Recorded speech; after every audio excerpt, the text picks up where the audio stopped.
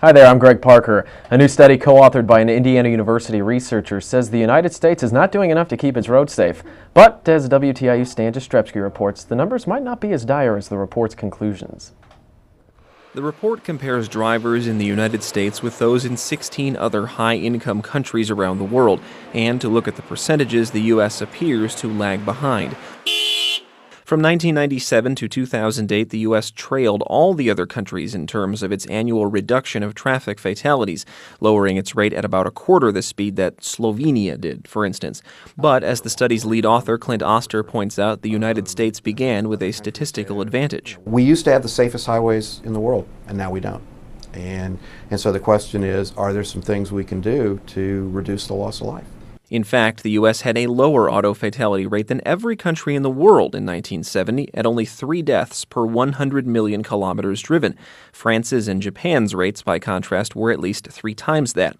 By 2008, most nations in the study had dropped their rates by 85 to 90%, while the U.S. only fell 74%. While the American percentage drop is smaller, it's important to note the initial rate was much better, so there was less potential for improvement.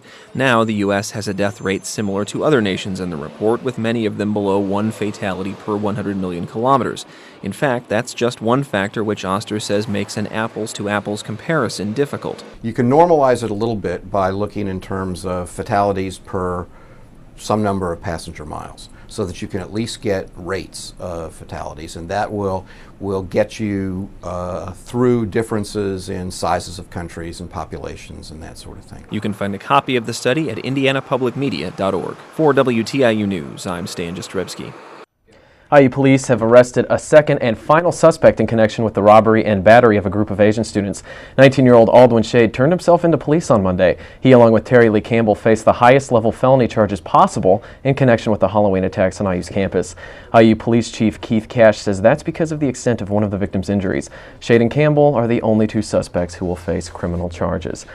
Members of the Monroe County Plan Commission are hoping to take a vote on an amended comprehensive plan for the county by this December.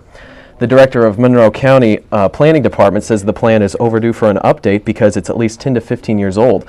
The plan is designed to serve as a blueprint for future growth and make sure people keep the big picture in mind. After the plan receives approval from the Plan Commission, it will go on to the county commissioners for another vote.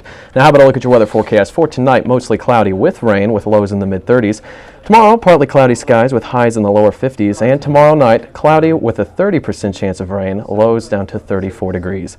For WTIU News, I'm Greg Parker.